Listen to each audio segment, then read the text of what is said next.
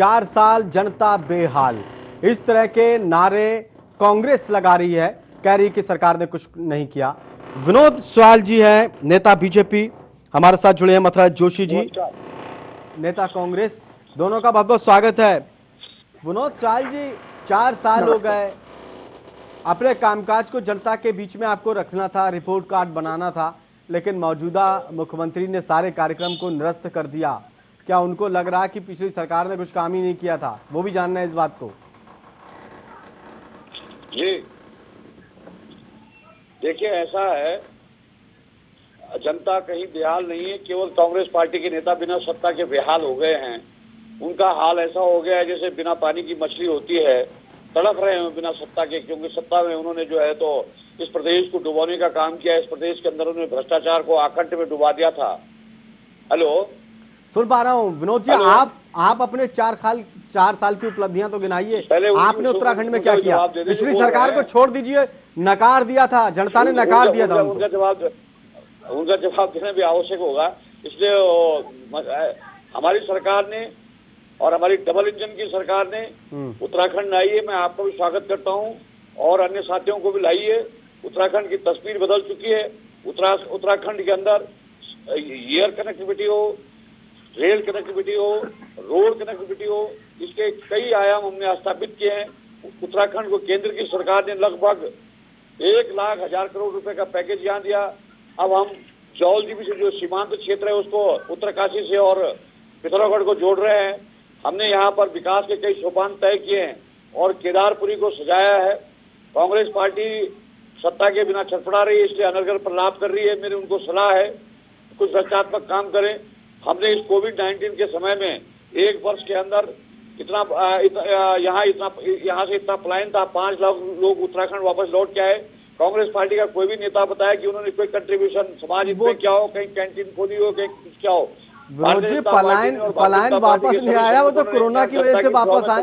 वो तो हर राज्य में वापस गए, बिहार में भी वापस गए, हर जगह वापस गए। कोरोना की वजह से लोग अपने घर गए जो मेट्रो सिटी में रह रहे थे। इसमें ऐसा नहीं कि आपने जो है वो पलायन रुक गया।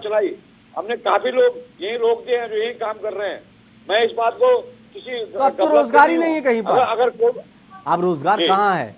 मेट्रो सिटी में रोजगार ही नहीं है, रोजगार तो सारे बंद हो गए। मैं स्पष्ट करवाना चाहता हूं, अगर कोविड-19 का ये खतरा सब जैसे ही समाप्त होगा, उत्तराखंड के अंदर प्रतिवर्ष 1 करोड़ आदमी जो है तो उत्तराखंड आएगा। उत्तराखंड धर्माटन और तीर्थाटन का हब बनने वाला है। फिल्मों के लिए सबसे अनुकूल वातावरण है, स्कूल के लिए सबसे अनुकूल वातावरण है। अपराध के हिसाब से देखें तो उत्तराखंड 0% पर है। इसलिए मेरा निवेदन है कांग्रेस पार्टी से कि जब भी कोई डिबेट करे उसे आंकड़ों के आधार पर बोले, ऐसे जो है अनर्गल प्रलाप न करे और केवल विरोध के लिए विरोध न करे। मेरा आप उत्तराखंड आइए, हमने कई योजनाएं यहाँ पर प्रारंभ की है। हमारे नरेंद्र भाई मोदी ने किसान जो सीमावर्ती किसान थे उनके खातों में 5,000 रुपए से लेकर इतनी योजनाएं प्रारंभ की गई हैं कि जिसका लाभ अटल आयुष्मान योजना एक ऐसी वरदान सिद्ध हुई है उत्तराखंड राज्य के अंदर, जिसने यहाँ के आम गरीब को जो है 5 लाख तक की फ्री चिकित्सा सुविधा उपलब्ध कराई है। तो केंद्र की योजनाएं आप गिना रहे हैं, आप केंद्र की योजनाएं गिना रहे हैं। आप राज्य सरकार ने क्या कुछ काम किया? राज्य सरकार के 4 साल हुए हैं, आज 18 तारीख है। योजना हमने सबके लिए की है। मुख्यमंत्री मतलब स्वरोजगार योजना सबके लिए प्रारंभ की है। 13 डिस्ट्रिक्ट 13 डेस्टिनेशन हमने प्रारंभ किए हैं। हमने जो है तो सड़कों जो केंद्र पोषित योजना है उनको गति प्रदान की है। आज पहाड़ का कोई गांव ऐसा, बहुत ही कम गांव छूटे होंगे जहां सड़क नहीं हुई, जिनको हमने 16 सालों के अंदर उतनी सड़क नहीं कटी जितनी 4 सालों के अंदर सड़क कटी है। इसलिए कांग्रेस पार्टी को इसलिए दर्द हो रहा है कि उन्हें लग रहा है कि भारतीय जनता पार्टी ने वो सारे काम किए जिससे जनता खुश है और परेशान हो रहे हैं। मालूम है जनता को कितने काम किए हैं? हमें भी मालूम है। उत्तराखंड की भौगोलिक, राजनीतिक हर परिस्थिति को हम जानते हैं। अगर बेहतर काम किए होते तो आपके मुख्यमंत्री नहीं बदलते।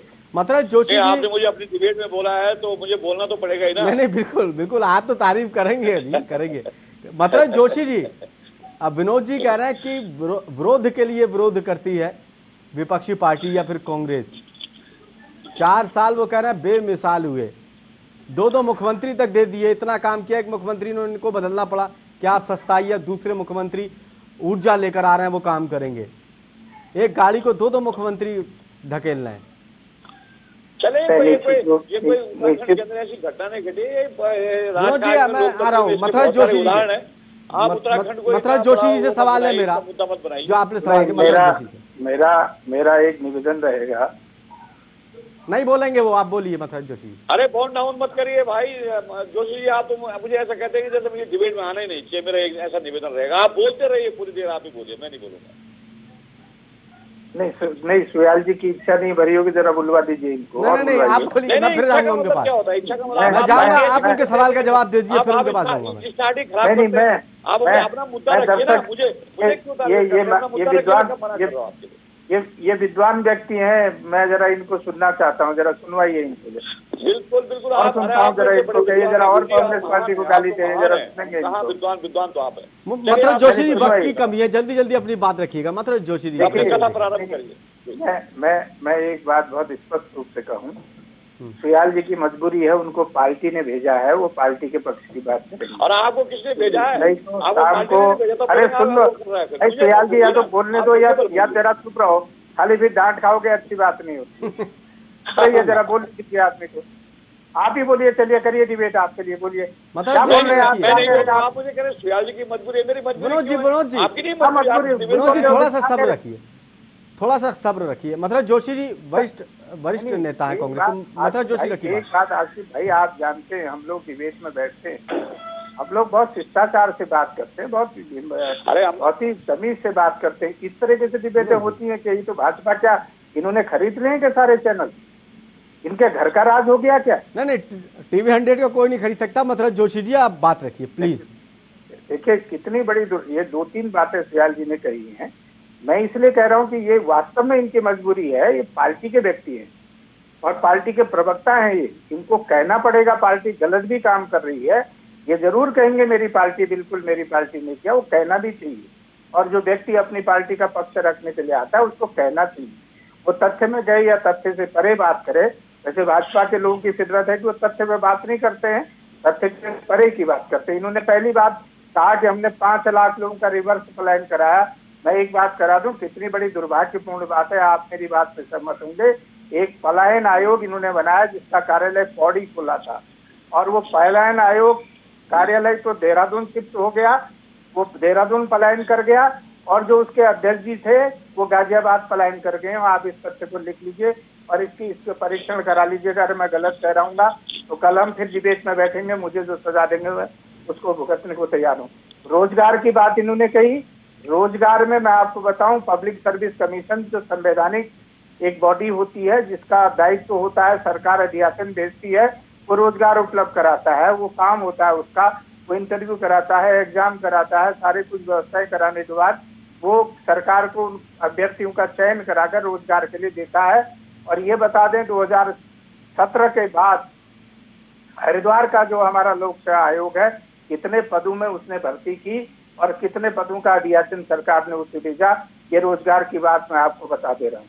दूसरी बात इसमें कहा मेट्रो की बात, मेट्रो में कितना इंतजाम हुआ ये आपको ही पता, ये मुझे भी पता। रेल कनेक्टिविटी की बात करें, इनका घोषणा पत्र मेरे हाथ में है, मैं आपको बताऊं इसमें अंतिम बिंदु है, आप देखिएगा घोषणा पत्र निकाल के, ये इन्होंने लिखा, ये इनका है पृष्ठ संख्या 5 है इनके घोषणा पत्र का। प्रदेश में नई लाइनों के निर्माण और विस्तारीकरण के लिए केंद्र सरकार के स्वीकृति के प्रयास किए जाएंगे। इस 4 साल में आप ही बता दीजिए एक भी नई रेलवे लाइन इन्होंने अगर उत्तराखंड में दी है तो आप बताते हैं। अपराध की बात करें, मैं आपको बताऊं कि राज्य में 2019 में 2294 के गंभीर अपराध की घटनाएं हुई जो राज्य की कानून व्यवस्था की स्थिति की कहानी बयां कर रहे हैं। इनमें से 2294 अपराध सबसे अधिक 547 घटनाएं बलात्कार की हैं, ये रिकॉर्डेड है मेरे पास, सूचना के अधिकार में भी है। 547 रिकॉर्डेड है तो आपके पास बात कर रहे हैं। सुन लो भाई, मैं अरे भाई, मैं सुनूंगा तो परेशान तो जवाब दोगे ना। अरे विनोद जी फिर मैं आपसे जवाब लूंगा, विनोद जी मैं आपसे जवाब लूंगा फिर। मतलब जोशी बहुत तेजी से बात करिए। हाँ, इतना सब्र रखो भाई सुयाल साहब, सुनने की शक्ति रखो। मुझे सब्र है लेकिन मुझे बेतुकी बातों में कह रहा हूँ, आप नोट कर लीजिए। पौड़ी में बेटी बचाओ बेटी पढ़ाओ की बात करते हैं, पौड़ी में युवती को जिंदा जला दिया, उत्तरकाशी में 7 साल की बालिका के साथ दुष्कर्म हुआ, ऋषिकेश में विदेशी महिला के साथ दुष्कर्म हुआ।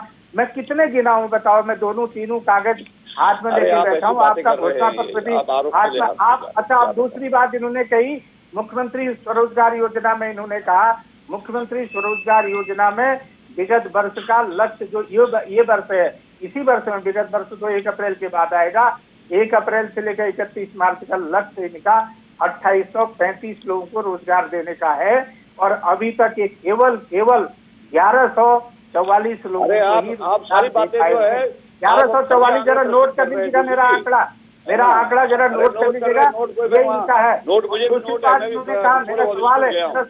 मेरा सवाल है कि इन्होंने कहा सड़कों का निर्माण हुआ था 16 साल में, इतनी सड़क मुझे बता दें देहरादून में कितने किलोमीटर सड़क बनी, नाम से बता दें। इनका जनपद पौड़ी गढ़वाल है, इनके जनपद में बता दें, और इनके जनपद का बता दें। दूसरा में इनका ब्लॉक, और इनके ही ब्लॉक में अपने निजी ब्लॉक जो इनका है, उस ब्लॉक में कितने किलोमीटर सड़क इन्होंने स्वीकृत कराई, मुझे उसका ही जवाब भी दे दें। यही बड़ी मेहरबानी इनकी होगी। 4 साल इतना लोगों को, मैं आ रहा हूँ विनोद जी, जो आपने बात रखी है, नहीं विनोद जी आंकड़ों को रख रहा है मथुरा जी, बातें वैसी करते हैं। अरे घोषणा पत्र आपका दिखा रहे हैं, ऐसे बना दे भारतीय जनता पार्टी में, मुझे प्रवक्ता क्या?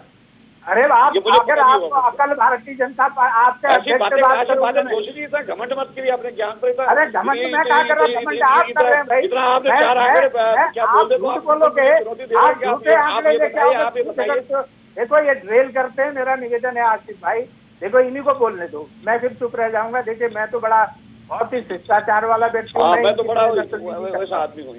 ये भैया बोल रहे हैं, पहले मैं कह रहा हूँ, मैं इनके आंकड़ों का जवाब दे रहा हूँ। अगर वो गलत है ये तर्क देके काट सकते हैं, ये बीच में क्यों डिस्टर्ब करते हैं? विनोद जी आप उसका जवाब देना, फिर विनोद जी मैं चाहता हूँ फिर आप उसको जवाब देना, आपको मैं पूरा टाइम दूंगा। मेरा विनोद जी आपको पूरा टाइम दूंगा।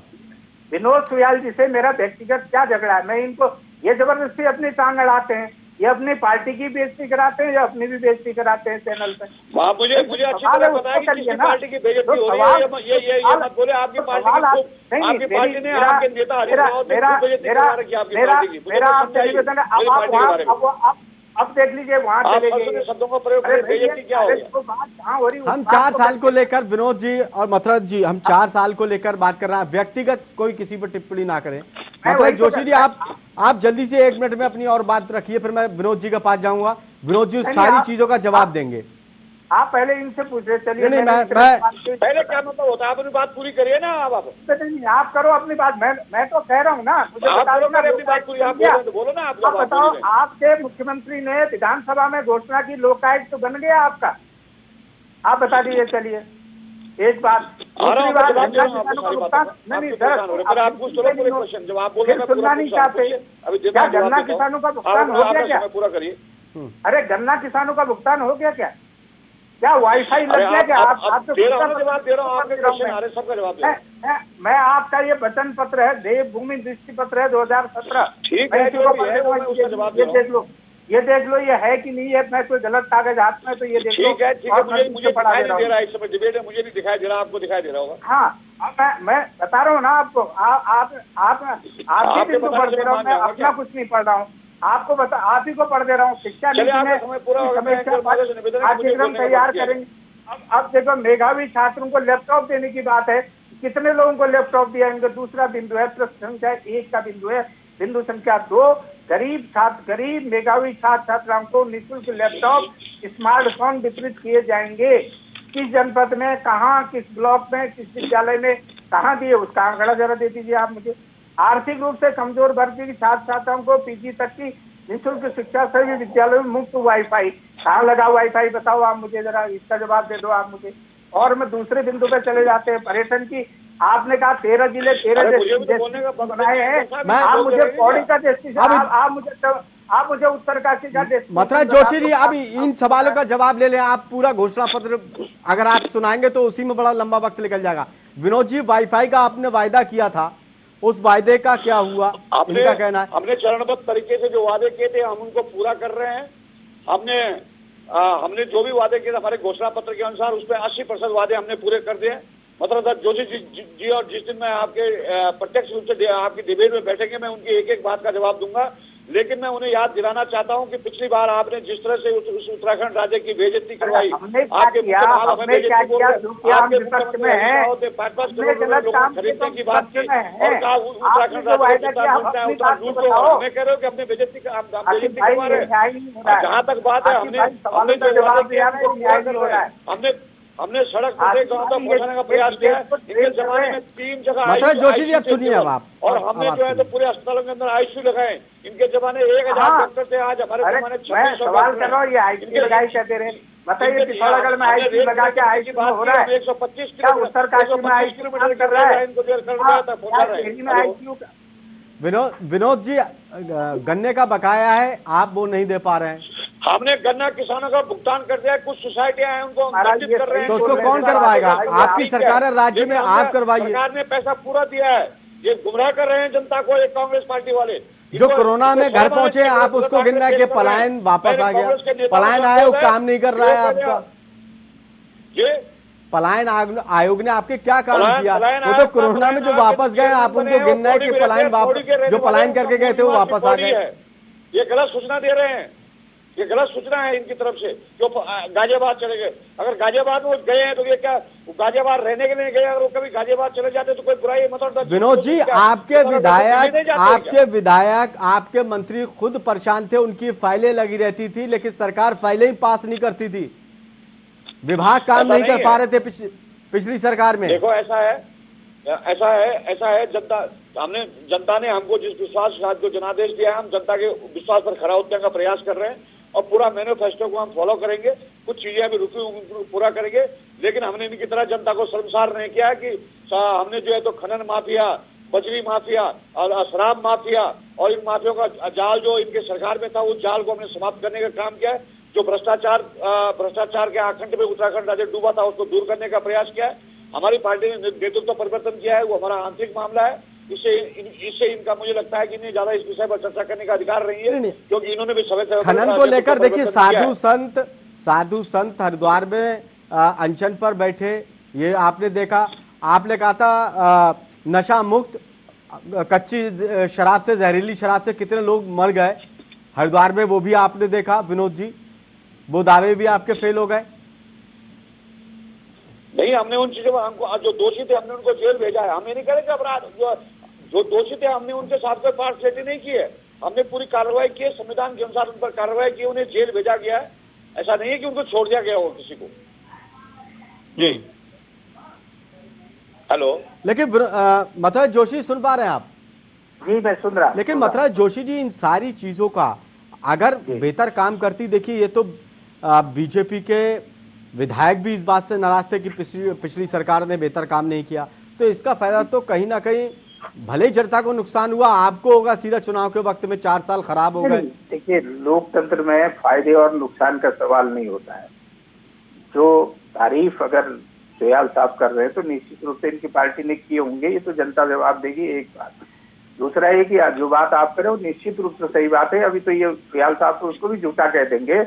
इस सदन में संसदीय इतिहास में पहली बार मैं कह रहा उत्तराखंड के इतिहास में, मैं उत्तर प्रदेश का भी उदाहरण आपको दे दूंगा, पहली बार कोई विधायक, सत्तारूढ़ दल का विधायक नियम 58 में भ्रष्टाचार के ऊपर कार्य स्थगन का प्रस्ताव लाए थे। पूरन सिंह सत्याल जी आपके सामने है।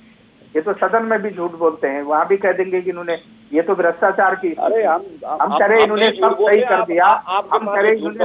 अरे भाई दयाल साहब यार, ये बात तो पसंद नहीं करता हूँ। अगर विधायक ने उठाया तो स्वीकार कर रहे हैं, उठाया है, उसको मना नहीं कर रहे जो उठाया उसके लिए। विनोद जी, मैं 10 मिनट में आगे तक लूंगा इस कार्यक्रम को, मैं पूरा वक्त दूंगा, एक वक्त में एक जना बोलिएगा। मतलब जोशी हो गया 10 मिनट ज्यादा टाइम दूंगा मैं इस कार्यक्रम को। विनोद जी फिक्र मत करिए, इनको बहुत शौक है बोलने का, जरा बुलवा दीजिए तो एक बार मुझे लाभ टीवी चैनल में आया।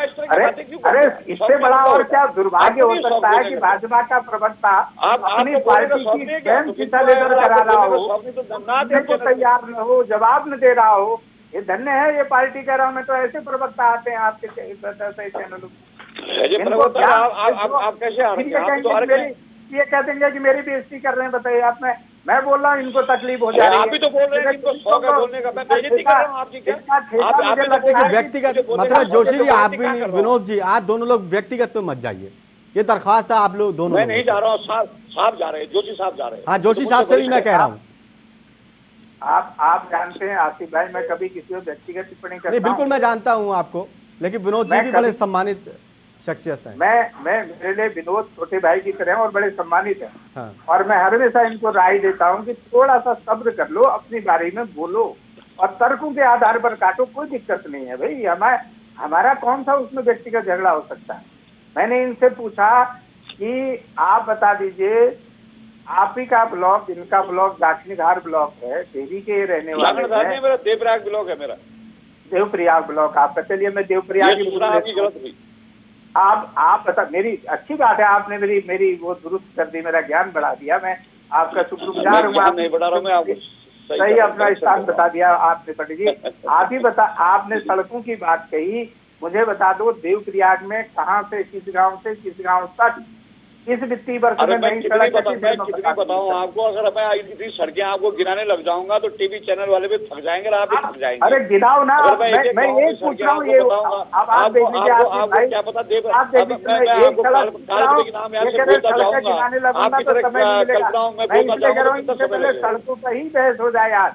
पहले मैं चुनौती देके कह रहा हूँ, नहीं कर रहा हूँ। ये अपने गांव की सड़क बता दें, इनके गांव में सड़क जो प्रधानमंत्री सड़क योजना बनाई वो गलत थी। प्रधानमंत्री सड़क योजना की बात करेंगे, प्रधानमंत्री सड़क योजना माना गलत थे क्या?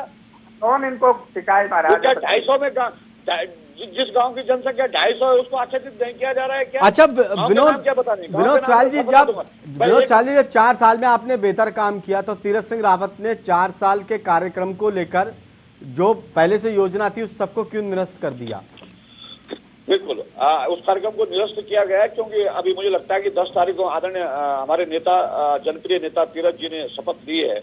उनको मंत्रिमंडल का पोर्टफोलियो बांटने थे, इस बीच में और भी कई सारी चीजें सरकार के अंदर देखना था।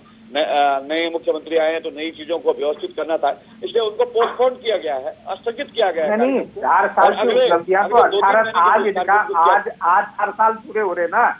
आज 4 साल में तो पहले भी तो बीजेपी के मुख्यमंत्री थे। विनोद जी 4 साल में इतना काम हुआ कि बीजेपी के विधायक ही नाराज थे।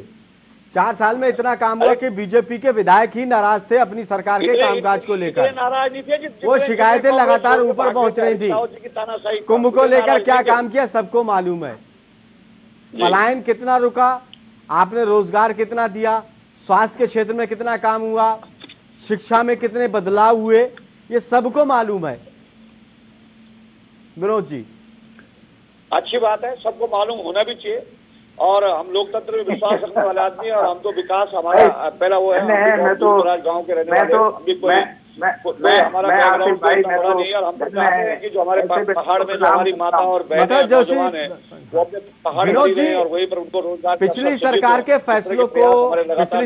फैसलों को चाहते हैं कि पहाड़ एक तीरथ सिंह रावत जी कई फैसलों को बदलने की बात कर रहे हैं। जो आपने देवस्थानम बोर्ड बनाया उसको बदलने की बात कर रहे हैं। कुंभ में जो नियम कायदे इतने लागू कर दिए उसकी बात कर रहे हैं। उसकी सुविधाओं को लेकर उन्होंने कहा कि जो उम्मीदें थी नहीं उस उम्मीदों पर खरे नहीं उतरे। मैं स्वीकार करता हूँ इस बात को। जो निर्णय बदले गए हैं उस पर आम राय नहीं थी। मुझे लगता है कि निर्णय बदलने चाहिए। जब लोकतंत्र में विश्वास रखना, जनता जो चाह रही है उस हिसाब से निर्णय करने की चाहिए। सभी निर्णय सही नहीं होते, कोई भी आदमी 100% ठीक नहीं होता है। करते करते कोई 1-2 निर्णय ऐसे हो जाते हैं जिनको बदलने में हमें कोई परहेज नहीं जनता के लिए। लेकिन मतलब जोशी 4 साल भले ही आप संतुष्ट ना हो, लेकिन मौजूदा सरकार, मौजूदा मुख्यमंत्री से क्या आपको उम्मीदें हैं या 4 साल की तरह ये 1 साल भी ऐसे ही निकलेगा? मतलब जोशी जी देखिए, ये 4 साल जो बीते इससे भी बुरा 1 साल निकलेगा। देखिएगा जिस तरीके से मंत्रियों का अभी तक झगड़ा रहा, मुख्यमंत्री को मुख्यमंत्री नहीं मान रहे थे, मुख्यमंत्री मंत्रियों को मंत्री नहीं समझ रहे थे, अधिकारियों का एक बर्बच्च काम कर रहा था, अधिकारी अपने हिसाब से काम कर रहे थे। वही हाल फिर देखेगा होगा। जो देखिए पूत के पांव पालने में दिख जाते हैं। आपने देखा मुख्यमंत्री जी बहुत सज्जन आदमी हैं, लेकिन चारों तरफ से घिरे हुए हैं। आप सब देख लीजिए, क्या स्थिति हो रही है। मंत्रियों के विभाग जो पुराने विभाग थे वही विभाग मंत्रियों को दिए। अगर सरकार कुछ नया करना चाहती तो विधायक कुछ विभाग बदलती, कुछ नए मंत्रियों को नए हिसाब से काम बंटवारा होता। कहीं हमको लगता नहीं कि बहुत कुछ काम होने वाला है। ये 4 साल भी के साथ साथ 1 साल भी जाएगा, क्योंकि 10 महीने अब मुश्किल से 8-10 महीने बचते हैं अभी। और ठीक है 2022 में सियाल जी करे, हम इनकी चुनौती भी स्वीकार करते हैं। 2022 में जनता बताएगी वो और ये, और हम फिर बैठेंगे मथुरा जोशी 1 साल तो कोरोना काल में ही खराब हो गया, वो केंद्र सरकार का, राज्य सरकार का मानते। कोरोना में उन्हें कुछ नहीं करना था, उन्हें छीटाकशी करनी थी बस। मथुरा जोशी ये एक बड़ा नुकसान हुआ है सरकार का भी कोरोना की वजह से। नहीं, ये सरकार का ही तो राष्ट्र का नुकसान है, ये प्रदेश का नुकसान है, कुछ सरकारों का क्या। ये तो राष्ट्र में सारे काम थमे हैं, लेकिन जिस तरीके से सरकार को निपटना चाहिए था, ये अभी कह रहे हैं 5 लाख लोग यहाँ आए हैं, मुख्यमंत्री स्वरोजगार योजना चलाई, मैंने उसका आंकड़ा आपको अभी दिया कि 2800 लोगों को भी रोजगार का लक्ष्य नहीं था और 1147 लोगों को आंकड़ा रोजगार दे पाए। मैं सब सूचना का जो कागज आए मैं दिखा देता हूँ ना आपको। आपको तो हर बात झूठी लगेगी, अरे भाई आपको हर बात झूठी लगती है, आप सुनना नहीं चाहते। मैं क्या आसिफ भाई, मैं तो आपसे क्षमा चाहूंगा आसिफ भाई, मैं ये विद्वान आदमी से कहा कि किसी को बुलवाइए ना आप, हमें बुला के क्यों भाजपा का भी टाइम नष्ट करते हैं, क्यों भाजपा के लोग भी परेशान होते हैं। आप ये जवान लोग हैं, ये अपनी सरकार की उपलब्धि। लेकिन विनोद जी कम से कम घोषणा पत्र तो आपके पास भी होगा, आप अपना घोषणा पत्र ही लेकर आए। मथुरा जोशी ने कोई और चीज नहीं लाए, आप घोषणा पत्र अपना देखिएगा, उसमें देखिए 4 साल में आपने कितना काम किया। मैं प्रथम बिंदु पे ही इनको बहस करने के लिए चुनौती दे रहा हूँ, ये उसमें बहस नहीं कर रहे हैं। आप बताइए वाईफाई हम चरण वित्त बनाएंगे, करें कहाँ कोई एक विद्यालय भी वाईफाई से अगर आपने आच्छादित किया है तो मुझे उसका नाम दे दीजिए, मैं मान लूंगा ना। अरे अभी 1 साल बाकी है, उसको करने वाले चिंता मत करें, मैनिफेस्टो पूरा करेंगे। ये अपने घोषणा पत्र में पूरी नहीं होती है, पूरा घोषणा पत्र में पढ़ लेता हूँ, जो मेरी प्राथमिकता थी उनको पूरा कर रहे हैं, धीरे धीरे वाईफाई भी पूरा करेंगे, पूरा घोषणा पत्र पूरा करेंगे। आप परेशान न हो, आपके लिए कोई मुद्दा नहीं छोड़ेंगे 5 साल बाद। आप जब 5 साल पूरे होंगे तो आप जनता के बीच में जाएंगे तो आपके लिए कोई मुद्दा नहीं छोड़ेंगे, केवल अब ये महान व्यक्ति है भाई, ये तो जादू की छड़ी घुमाएंगे, सब पूरा करेंगे, मान लेंगे। कोई नया मंत्र होगा, ये कुछ करेंगे, ठीक है। हम आपकी तरफ जो है तो वो नहीं करेंगे। चलिए, जनता सब कुछ जानती है कि 4 साल में कितना काम हुआ, कितना काम नहीं हुआ। जनता ये भी जानती है कि सरकार के मुखिया को क्यों बदलना पड़ा, आला कमान को क्या वजह रही, क्या आला कमान को भी दिखाई दे रहा था कि जनता की उम्मीदों पर सरकार खरी नहीं उतर रही है। विनोद जी, मथुरा जोशी जी, दोनों का बहुत बहुत शुक्रिया हमारे खास कार्यक्रम में जुड़ने के लिए। ताजा तरीन खबरों के लिए देखते रहिए TV 100। नमस्कार।